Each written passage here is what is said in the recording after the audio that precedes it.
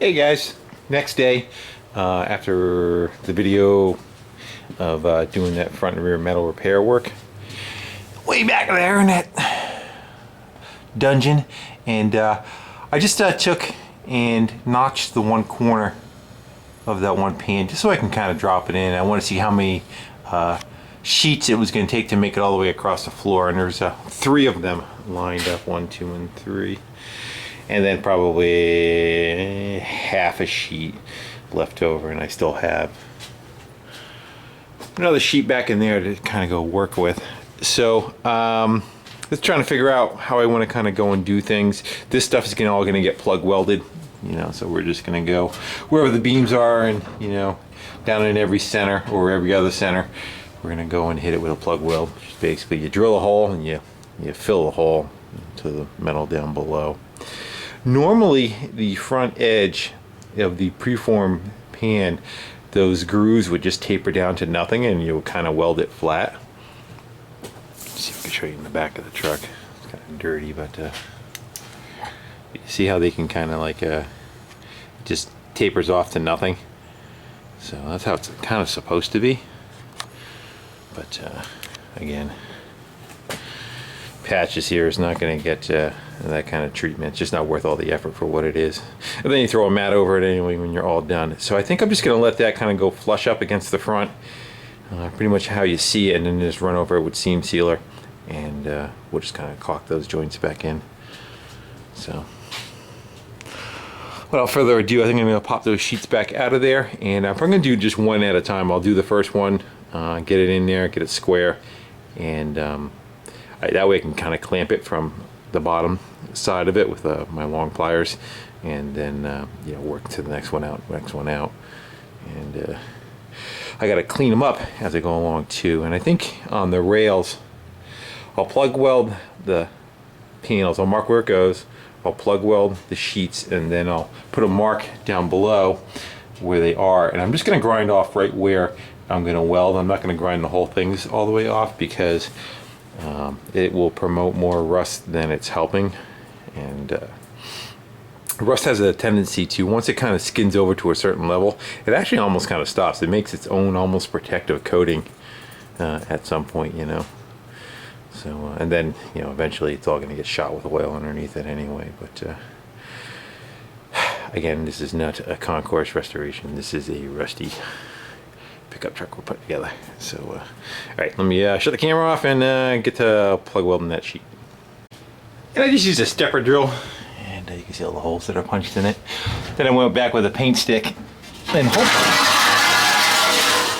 hopefully it left me a bunch of dots, and then I can kind of, if I missed it, I can go back and figure it out. I'm going to go and hit them with a flapper disc so that they have nice contact metal to go to, and wipe off the caca on these so that I'm not trying to weld through that paint. And this is what I'm going with. Unfortunately, I can't get around to clamp it all the way around, so got a couple across the front edge, keeping it square to where it should be, and there's one tall one in there getting in the middle. But the rest of it, I'm going to just try having a heavy weight kind of push down on the holes, and then I'll kneel on them to get them a little closer. And we're going to just start plug welding. I think I'm going to probably work from the center. I'll probably catch, like, you know, those 3 in the middle, those 3 in the middle, and those 3. And then I'll work my way around so I don't get a bubble in the center, you know what I mean? And go from there. So I'm gonna get it all welded up, and then we'll turn it back on. And that's that. Very uneventful. It's pretty easy because it's straightforward. You know, lay a sheet down. It's like hanging sheetrocking in a big open room compared to hanging sheetrock in the bathroom around all the nooks and crannies, you know. So that's gonna be it for me today, because I got something to do. But I think next I'm gonna go and jump on. We'll slice those nice and clean, and then rebuild the bottoms of that one, you know. So even the bottom of the doors and stuff are missing here. So I'm gonna start boxing that stuff in, and then don't know if I get all the metal work done in here. I may spray some of the rust stop acid there, and we'll treat it with that, and then clean it and let it set for a little bit, and then get in here again, like I was saying, with some Rust-Oleum oil base, and then let that suck into the pores. Because now when it rains, water's got no place to go. You know, I put this thing outside, it's got no windows or anything in it. Even though I cover it, it's gonna get wet, but the wetness is gonna stay, so I'd like to try to protect what I got done, you know? So this won't be the end of this video. I'll pick it back up when I'm doing those dog legs, but it's the end for today. Alright, so I'm back and making my little missing parts of my legs going down below here. And I figured I'd go start on this one. You can see I got some thick paper ready to start making a template. Well, I was trying to figure out how to make, if you look at that back wall, it's got a curve to it. And I was like, well, maybe I should just try whittling away with scissors on a paper and keep feeding it up in there. And I remembered I had down in the basement, this is for woodworking when they do the profile of a molding or something. So I figured I'd shove that thing right in there, like so. And actually give me a pretty good pattern now, shouldn't it? So I'm gonna go cut the end of the piece of paper to match that profile, and then start making my paper doll from there, and then we'll go and probably cut off the bottom ½ inch of that funky looking thing, and try to wrap that corner with a new piece, and get to going on this.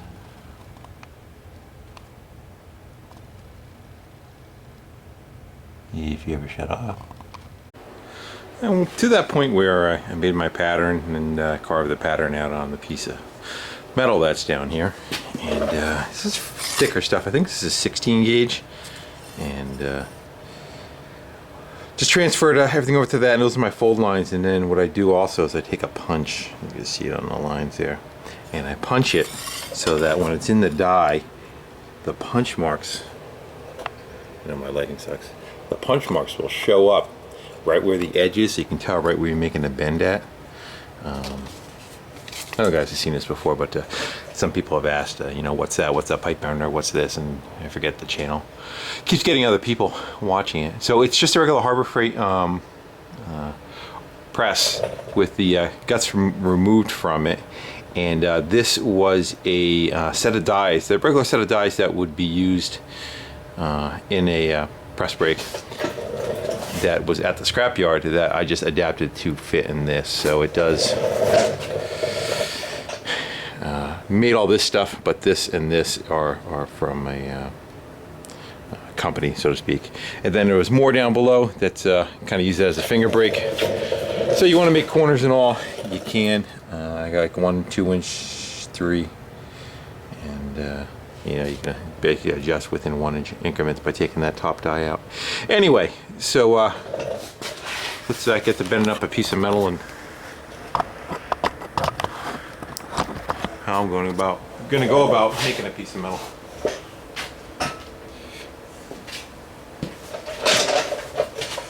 So I know one of them's already going to smack into the die when I go to bend it, just because I'm bending 2 bends that are close together. But as long as I can get the seam on it, like the first one I could bend, just run it home, run at 90, because I know what I'm looking for. That's your first one. Your second bend's going to crash into the die, but that's okay. We're going to kind of let it do its thing. I'm going to look at my dots from the backside.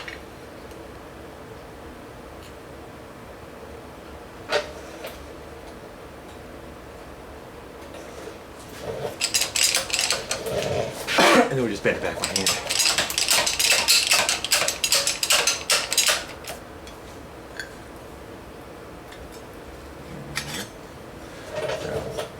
It's a little eggy, but if you just take it and muscle it a little bit, you should be able to get what you need. So what still needs to be done to this, I ran up a ½ inch and I ran up a ½ inch. I'm going to just take my my flat pliers, bend this out, and bend this out, and that'll be the base where it attaches to the floor. So we'll go clean all that up and I'll show you that momentarily. Sorry about the shake. And after a bunch of prepping and cleaning and light tapping, that piece bent up, and that's what we're going to go with right there. So all my my edges I'm going to weld are prepped to go. It's got a little bit of slop in it, but probably going to tack the front of it here, and then I'm going to push it inward and then probably catch a tack on the bottom so it's as far forward as possible. Then I'm going to clamp it from each side and run around it.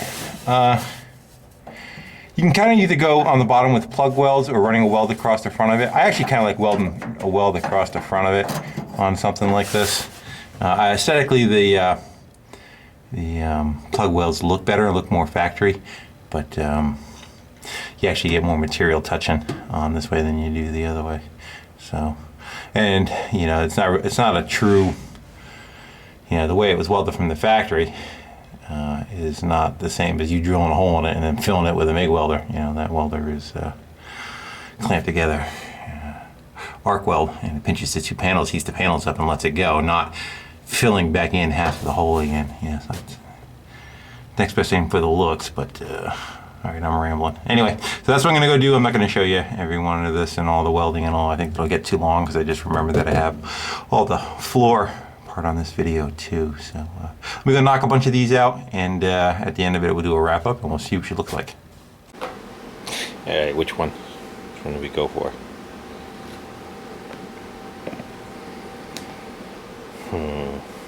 I'm thinking that right there. That's what I'm thinking. Cherry soda. You know they're all going to be gone anyway, so probably should give the best one to last. And that's it for me for tonight. Got them all the corners done, blowed in. Didn't grind anything. Everything's been welded in though. 5 spots in total.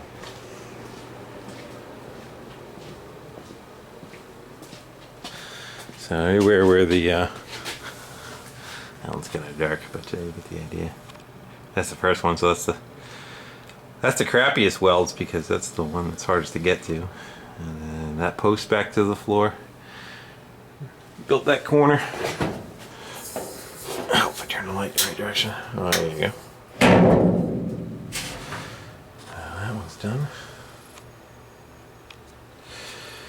And then came across the front, and I think I got 3 patch panels on this one.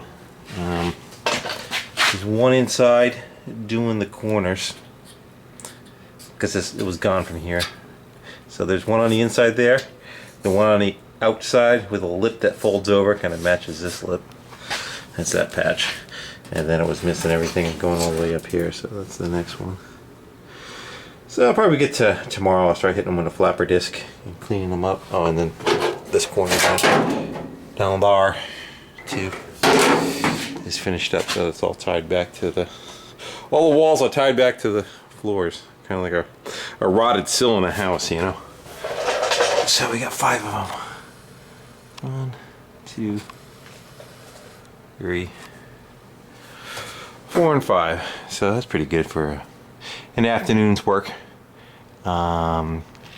What we're going to deal with next, probably, well, I'm probably going to run a flapper disc in here for about an hour, cleaning up all these welds, and I kind of contemplating wanting to throw a little bit of paint on top of it, but I think that might be a little over anxious.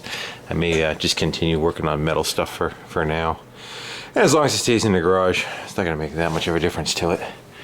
It's not like I'm going to be able to get rid of all the rest anyway. I think the next, I'm going to jump up in a cab here. We got these holes in the top corners where they cut out, or didn't have when they installed the they did rockers on this. Dog legs, rather. Those are dog legs. So all these were put in, and then floor patches same on the other side. So both, it's got 2 holes, both about the same size on each section. So I'll probably jump on those next, but those are for another video and another day because I'm dusty, dirty, tired. And it's probably been about 8 hours on this. So I'm going to go wrap her up. Again, thanks everybody for watching, commenting, subscribing. And I'm going to continue to try to get this thing done this winter. We'll see how it goes between that and that latest bike build. So I'm off to go get myself something to eat and wash my paws. All right, guys, take care. Thanks. Bye.